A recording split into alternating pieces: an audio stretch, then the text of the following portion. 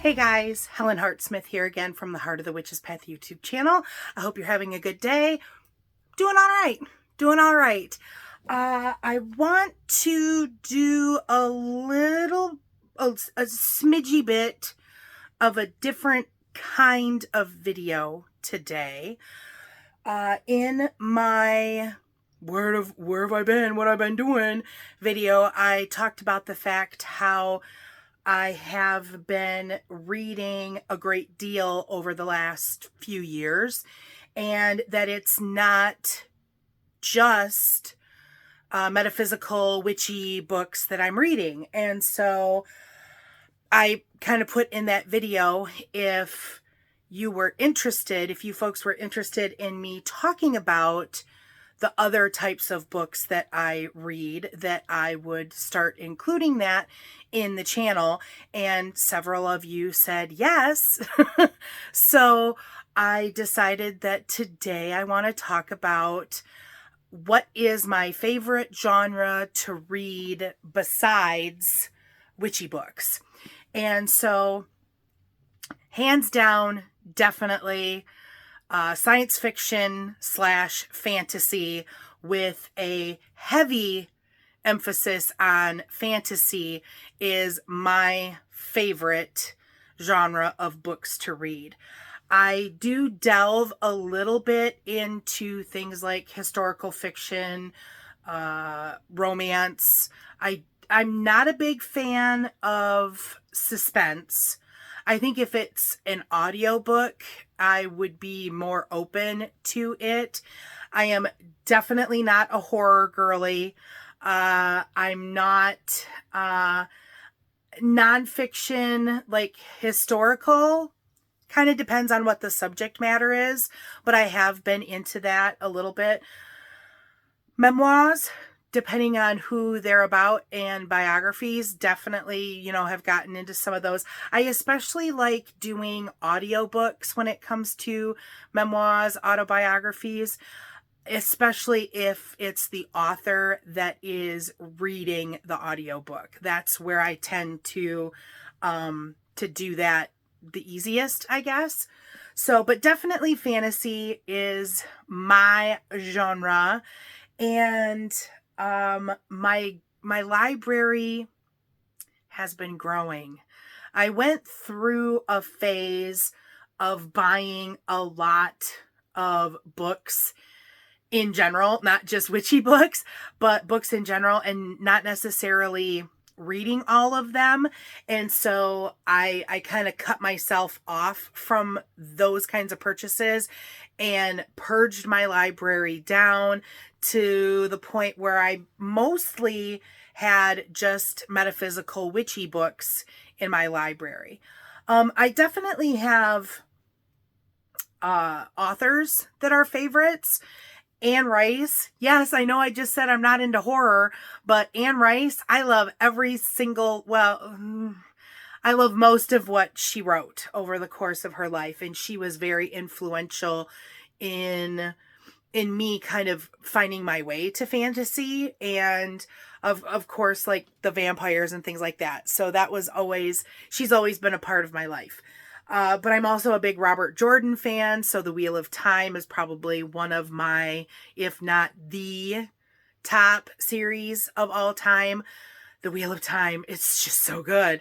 But not part of what I wanted to talk about today. I wanted to limit the books that I talk about today to books or series that I have either read, finished, something along those lines in this year of 2024. And yes, it's October and there's still 2.5 months left in the year, but I wanted to kind of give you an idea of where I'm at and like what I enjoy. Okay, so let's get started. I went through and found books for just about every book that I wanted to mention today. There's two books that I couldn't locate, and so I have books all over my house, so I'm sure you'll be okay with that. Okay. So I will definitely put links in the description box I'll do Amazon because it's like the easiest, but so that you can, if you're interested in any one of these books, then you can go check it out for yourself. But of course, I always would say to purchase locally. Go to your local small business bookstore if you can. Brick and mortar stores are, it's a hard business to be in these days. So let's support them. Okay. So let's jump in with the first book. And the first book I happen to have, right here in my hand. And I have to say that I am gobsmacked that this book, and it's the first book of a duology, and I am so surprised that more people are not talking about this duology. And this is the book that I'm talking about, A Strange and Stubborn Endurance. This is by Foz Meadows, and I had never heard of this book. I do want to make a video in the future talking about like the booktubers that I watch, but I'm shocked that nobody is talking about these. These are an amazing pair of books. The second book, I don't have a physical copy yet because I was waiting for it to come out in paperback, which it did in September, and I just haven't grabbed it yet. I listened to, did I do both of them on audio? No, because I feel like this one's tabbed, so I feel like I may have read this, or maybe I had it with me while I listened and tabbed. But I definitely listened to the second one, and they're so good. So what is it about, you might ask? Well, this duology centers around characters named Velison Vin Aro and Cathari Adoria? I can't remember how his last name was pronounced. But this is a fantasy world. This is an LGBTQ plus story, love story. This book has a lot of twists and turns, both books. Lots of twists and turns. There's a lot of political underlying things at work in this story.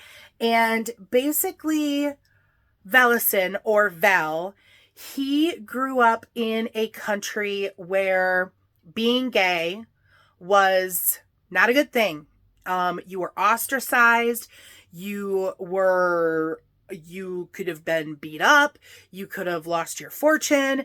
It wasn't good for LGBTQ plus people in this country. And his father is a lord, a landowner, and his father arranged for Vel, to marry a female from a neighboring kingdom. And so Vel was caught in a compromising situation, which is a note that there is some possible trigger scenes, just one in particular, but it's kind of a major thing, and it's dealt with throughout the entirety of the duology. So just kind of be aware that there might be some triggers. But he was caught in a compromising situation that made his father even more mad, because his father found out that he was in fact gay and into men. And so, but I mean, the deal had already been struck, kind of a thing. So he sent him off to marry some girl that he'd never met in a country that wasn't his own. And so it was also discovered by the emissary that came to take Vel, what his inclinations were, that he liked boys instead of girls. And in this other country, it was totally okay to be gay, to be lesbian, to be whatever. And there's also like you could identify as non-binary. And this character was actually like a non-binary character and used they, them pronouns. So good. Like the portrayal of gay characters in this series was so amazing. And so instead of marrying the girl, Vel actually marries the girl's brother, Cathari, and Kay, otherwise known as Kay, shortly known as Kay.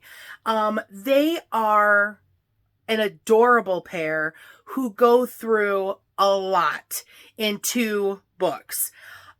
So, like, this is a series that I totally see myself going back and rereading. So, highly recommend.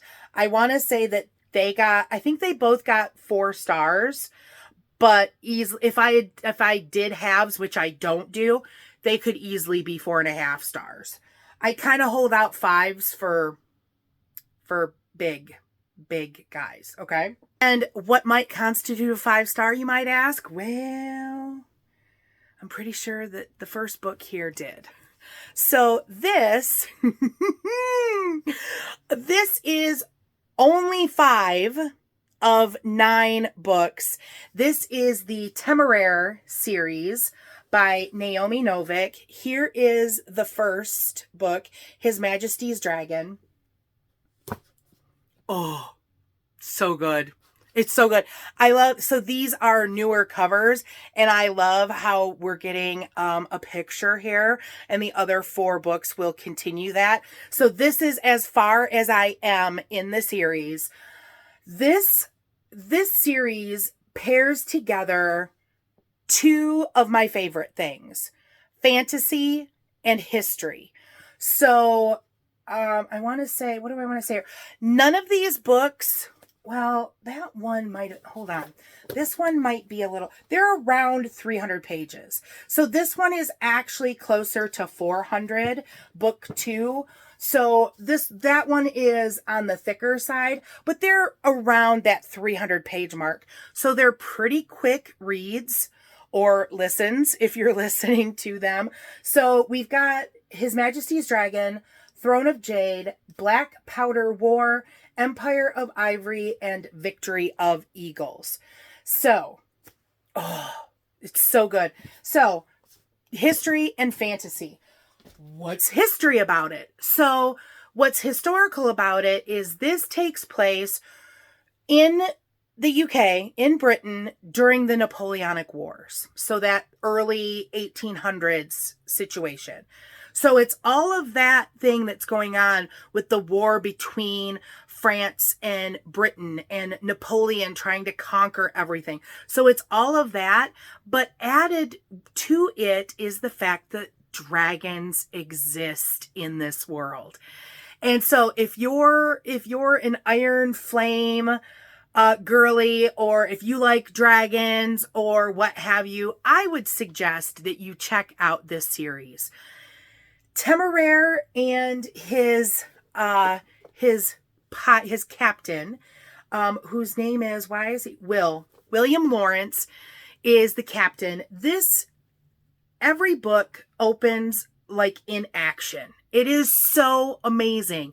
So Will Lawrence is the captain of a British naval vessel, and they have just had a battle with a French ship and won. So this is where you start the series with. It is just after the battle, and so they're taking stock of the crew.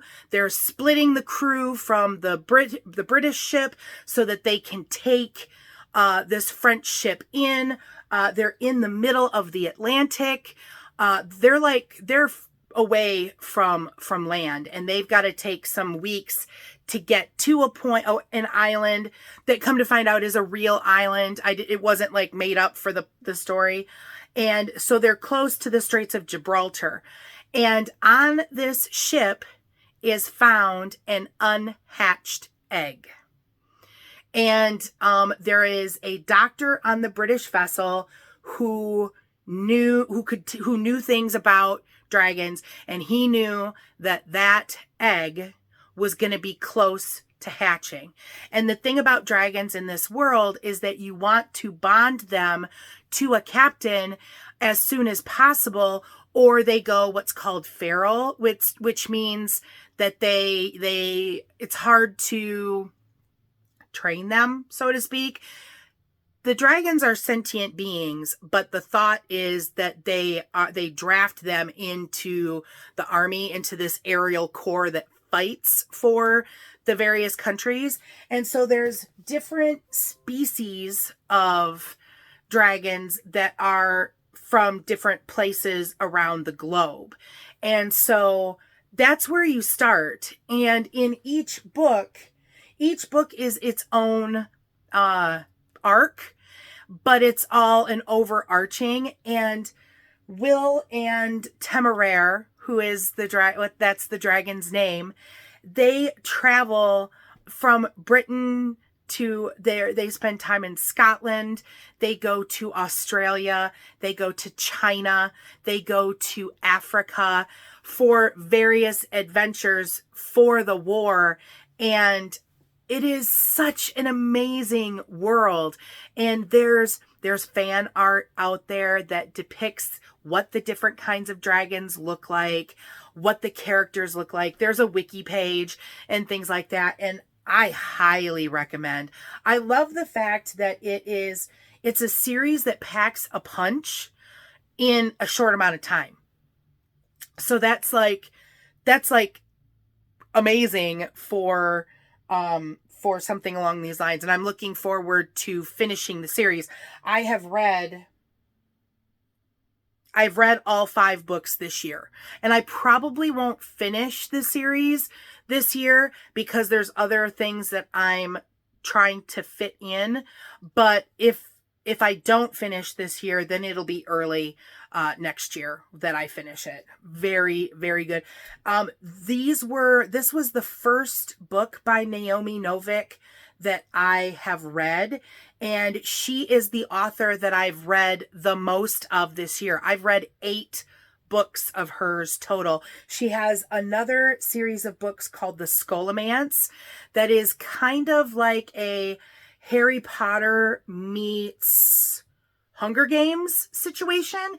It's a trilogy, and those books are about the same length as these are. And I have finished that series, and it was very good as well. But Temeraire, hands down, the better of the two. And she has some other fantasy books out there too that are like one-offs, I think. And I'll probably end up checking those out in the future too. But my focus will be to finish Temeraire, because it was really, really good. The next book I want to share. I didn't know that this was going to happen, and I'm so glad it did. Ooh. So Discovery of Witches is a favorite series of mine by Deborah Harkness. It is a 4-book, well, it was a 4-book series. The first trilogy was like the bulk of it, but then there was a 4th book that came out, and now this 5th book. So I don't know if you can really consider it a trilogy or not, but the first 3 books, no, that's not even true. All 4 of the books were pretty much depicted in the series that was done for British television that's now available on Netflix. The show stars Teresa Palmer and Matthew Good. I can be really, really picky when it comes to depictions of books when they're turned into movies or series. And this one, while, of course they can't always be true to the exact page or whatever. The Discovery of Witches series did a fantastic job. So I heard that this 5th book, Blackbird Oracle, was coming out this year. I didn't hear about it until this year, and I was like, oh my gosh. And I was excited for it, but I was also hesitant about it because it's been a number of years since the 4th book, which is called Time's Convert, came out. And Deborah was very involved in the show, from my understanding. And she's also an academic. But I found out that she had also been sick sometime in there between the publication of Times Convert and this one. And so I'm guessing that there was plans for her to continue on past that fourth book, and she's now able to do so.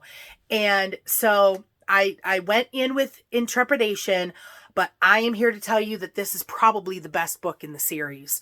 It picks up several years after Times Convert, probably about 6 years or so afterward. But Diana is paving the way for new magics and learning things, and Matthew is right there by her side, and oh my gosh, so good. I don't want to give away too much. But if you're a Discovery of Witches fan, then you'll love it. Hands down, you've got to love it.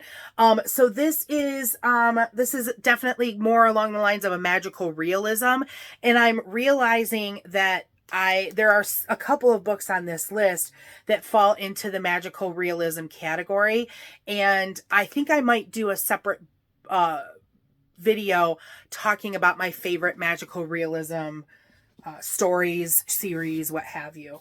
But yes, okay. So we're at like 20 minutes, really? Oh gosh, I gotta talk faster. This book is next on my list, and this is one that I saw. I had never heard of this. This is the first of 4 books thus far. This is The Girl Who Could Move Shit with Her Mind by Jackson Ford. I came across let me see. I think I bought the first 2 books in the used section, and I was like, well, this sounds interesting. So this is a modern day. We have a young lady whose parents were geneticists, and they were messing with shit that they probably shouldn't have messed with. All right. So Tegan is her name. Tegan Frost is the girl's name. And she has limitations, but she's able to move things with her mind. She's limited by the weight. She's limited by what it's made up of, because she's not able to manipulate like organic matter. So like people, plants, animals, she can't move those. But she can move metal, plastic, things like that. And she's limited by space. So weight and space and what it's made up of is kind of where her limitations lie. But Tegan works for a kind of government group where they're doing like spy, James Bondy type things. And this was a great story. Like I said, I'd never heard of it. It is a relatively new, so I wanted to look at the page number. 444 pages on the button. And I know I haven't really talked about the years and stuff, but this came out in 2019. And for there to be 4 books out, I'm kind of excited to check out the other 4. They're twists, turns, backstabbings, friends, food, romance, surprises, bad guys. Do it. Do yourself a favor and read it. And the shit seems to be in every title. And I don't remember what the other books are called, but look up Jackson Ford on Goodreads and you'll see what all I'm talking about. So, as I mentioned, I am a Robert Jordan fan. Wheel of Time, one of my all-time favorite series. And I've been looking for a series that can stand next to the Wheel of Time. I tried reading, so I watched a Game of Thrones, and I read the first book, and it's not for me. And it's a bummer because it's not done. It's not a completed series. So I moved away from there and I was looking for another epic series like that. And there is I will mention a booktuber here that I just adore, and it's Leanne over at Literary Diversions is her YouTube channel. She is the sweetest girl, and I feel like we could be friends. So, Leanne, if you ever see this video, I know you live in Scotland, girl, but I know that we got some things in common, and I think we should be friends. Okay, thanks, bye. But anyhow, she is a fan, and there's a lot of people out there that are fans of this series, and I gave a shot to the first trilogy, and I love it, and I'm going to be continuing on. And that is Robin Hobb. This is The Realm of the Underlings. This is Royal Assassin. You know what? I meant to check before, actually talking about this. I think that, oh, nope, I'm wrong. Okay. So Royal Assassin is the second book in the first trilogy. So, let me get back there because I done closed the page before I was done. Assassin's Apprentice, Royal Assassin, and Assassin's Quest. Those are the first the first trilogy in this series. There are 4 series, I believe, and most of them are trilogies. There's one that has 5 books, I believe. I happen to have the illustrated editions because they're beautiful, and I wanted to treat myself. Look at the map. I love a good map. Ooh, a map is so good. But there's also, I'm trying to find one. There's also illustrations throughout the book. And why is it taking so long to find one?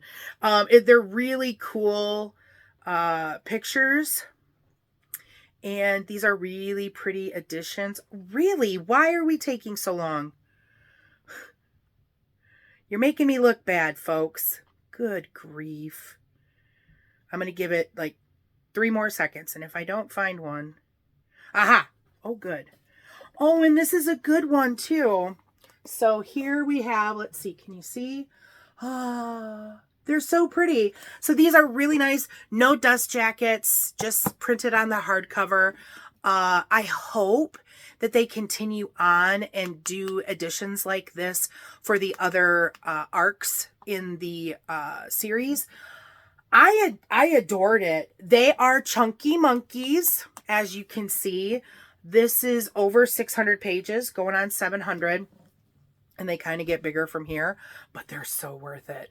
I don't feel that I can do justice to really kind of this. So this first trilogy is the Farseer trilogy, and it centers around,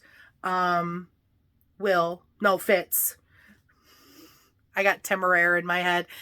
Fitz Chivalry is the character. Oh gosh, so Robin Hobb fans, don't come for me because I didn't remember Fitz's name. I love Fitz, but I got a lot of characters and I got a lot of books that I'm talking about, okay? Sorry. This is really good. I love Robin Hobb's approach to storytelling. I like the magic system is subtle. I love the character development that happens in this series. And I'm hoping that it continues in the next series.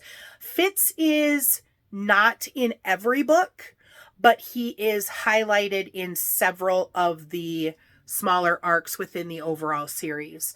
The next trilogy kind of goes to a different area in the land and will meet other characters. So I'm looking forward to that. But again, I probably won't start the next trilogy until next year just because of where I am with reading other things, because there's a lot. Okay? All right. So the next book is a series. They're all like, I like series. I like one-offs, but like my favorites tend to be series. So it is what it is. This is another magical realism. This is, I believe it's planned to be a trilogy. 2 of the 3 books are out, and there is a prequel novel as well. So I'm talking about Her Majesty's Royal Coven by Juno Dawson. I'd heard a lot of people talk about this book. And so I was like, well, I'll give it a shot, right? And this is one of those stories that just take you in. So the premise behind this book is that there is a royal coven. There is a Her Majesty's Royal Coven that is established. This is another UK-based book. It is magical realism. It is modern times. Witches exist. Witches are female magical users, and then I believe warlocks might be used for males, but they are a completely different group. Her Majesty's Royal Coven is women only. And there was a war. There was a war that happened, and things were not well. And, people survived it, and it had to be hidden from the general populace, because while there are certain people in the government that know about the coven and about magic, it is limited to only them. Okay. And so, it's powerful. There's definitely some twists and turns here. There is for sure political elements. So if you like that, there's a cliffhanger that happens at the end of this book. The second book is called The Shadow Cabinet. There's some shady business happening. There's friendships that are in here, some deep friendships. There is children involved that are like the descendants of this group of friends. So there's like this circle of 4 women that grew up together, and are witches. And so, they all tested to become members of the coven at the same time. And now, as they're older, like, where do they stand in their lives, in their magic practice, and in their power, right? I really want that third book out, because that second book had a cliffhanger too. Juno, you're killing me. And she came out with that prequel book instead of finishing the trilogy. Finish. Oh, it's so good though. Oh, yes. Okay. The next couple of books that I want to talk about, I couldn't find my copies. I have copies of the first books in the series, and with plans to finish I think I want all of them. I think I want to buy all of them. The first one is Jade City by Fonda Lee. Trilogy. A lot of people talk about Jade City. It is, the magic system is subtle and based on the wearing of jade stones. So that speaks to my little witchy heart, right? It is set in a fictional land, but there's definitely Asian inspiration.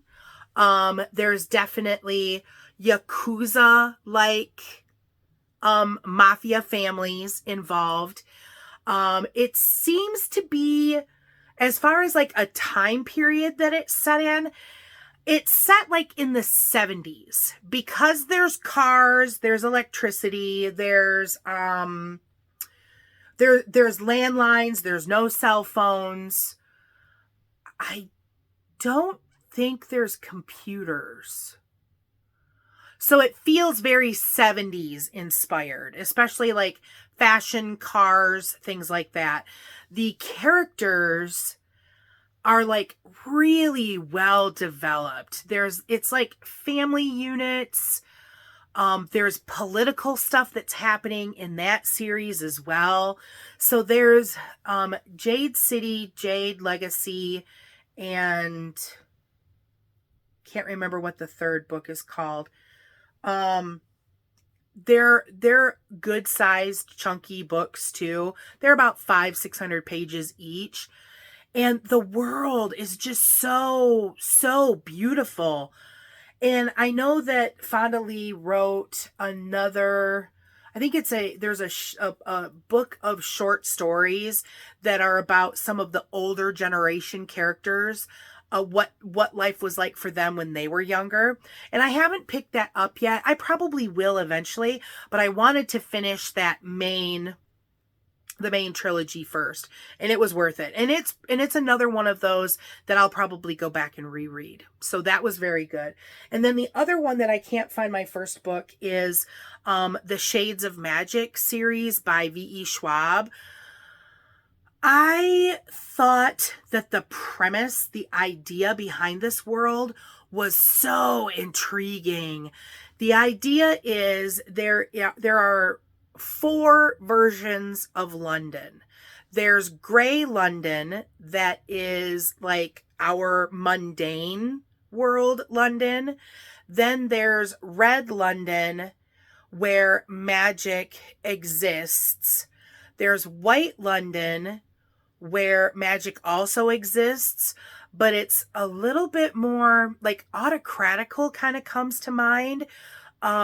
It's not welcoming. Let's just put it that way. And then there's Black London. And Black London, there were some things that went down there, and things went so it no longer exists, but theoretically you could travel there. So it centers around this main character, and I don't have the book to like reference his name, but he can travel between the different realms. And so the magic system in that, again, is very, very interesting. V.E. Schwab is a pretty prolific fantasy writer. She does both YA and adult series. And I believe that Shades of Magic is considered adult.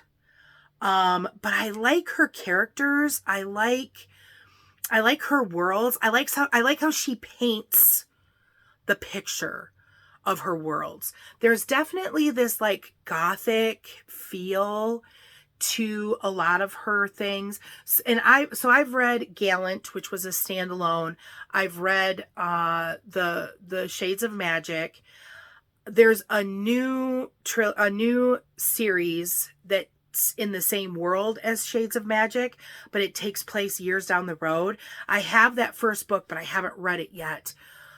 She has a series about villains that is on my list that I'd like to read soon. It's like Vicious and Vengeance or something like that. I'm really looking forward to those. But I can see her being a favorite author, and I really enjoy that.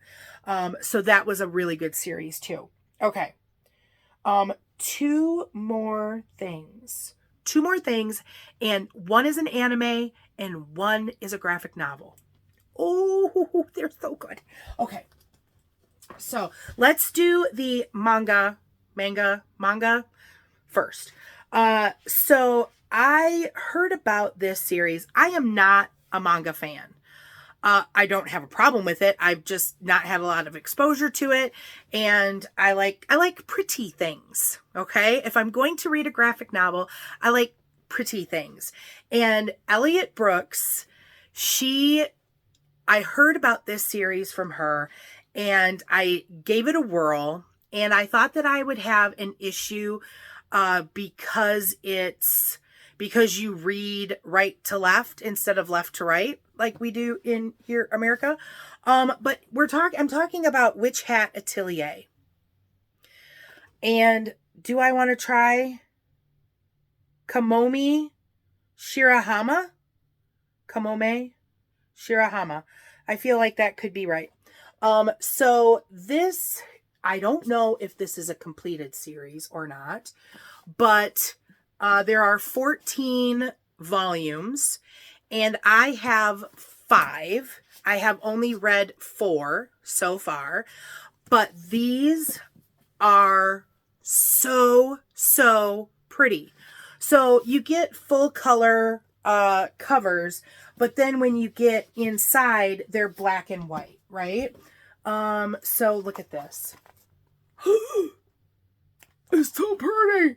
I want to see if I can find, like, so it's the story of a little girl and she wants to learn how to do magic. And something rather bad happened to her mom. And so in the hopes of fixing the situation, she goes to learn magic. And this is where we are. This is what look at this, the detail. It's so cool. And what's really neat is you get like these, oh, look at,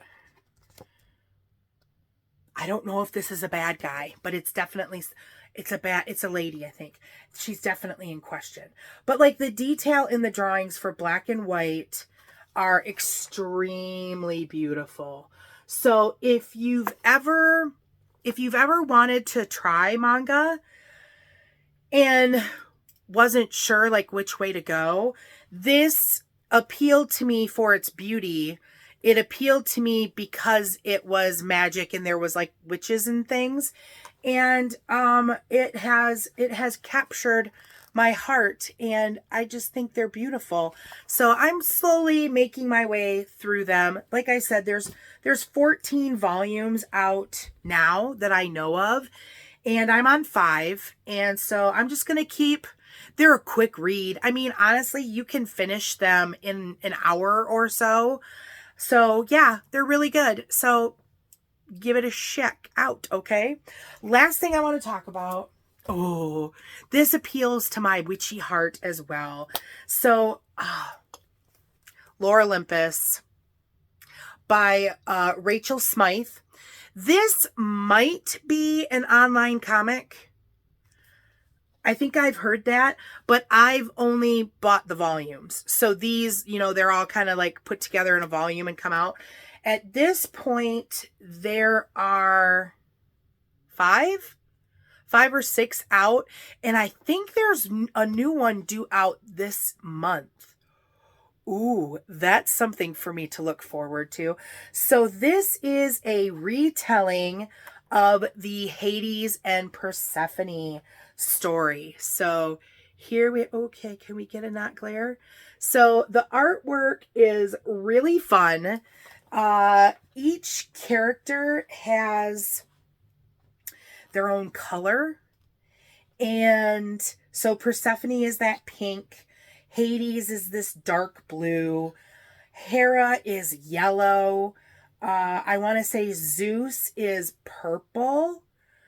Demeter is like green. Or no, Poseidon and Demeter. So here we have a depiction of Poseidon, Hades, and Zeus, right? And so it's set in like a modern setting. There's skyscrapers and cities and things like that. And honestly, this is just fun. This is a fun read. I will say definite adult themes. There are some trigger things to be aware of. But it's just a dang good time, you know? I really, really enjoy, and I want there to be 15 more volumes. That's all I have to say. This is really good. And this is kind of a more blah cover. I think some of the other covers are, better, but, yeah, Persephone is a college student who lives with Artemis, and she's in that virgin goddess club because she's the goddess of spring and all this kind of stuff. And it's so fun and good. So yeah, so this is the kind of, things are falling out. Receipts are falling out. Good grief. Making a mess here. So yeah, so this is just a taste of the things that I'm reading and enjoying right now. So I hope this was enjoyable. I hope you maybe found some fiction that you're interested in checking out. If you did enjoy the video or liked something about it, please give it a thumbs up. If you haven't done so already, hit the subscribe button and hit the bell notification. That way you will be alerted when I post a new video. That is going to be it for today. As I said, I'll post Amazon links for these books that I mentioned so that you can check them out if you are so inclined. And have you read any of these? Is there a book that you know of along these lines? Because this is kind of just the tip of an iceberg. There are other series that I have found and devoured and loved. But these, I wanted to kind of limit it to what I've read this year. So, yeah, let me know. Let me know if there's something that you think I would like based on what I got here. Okay. That is going to be it for today. Thank you for taking the time to walk the path for a little while with me. And until next time, blessed be.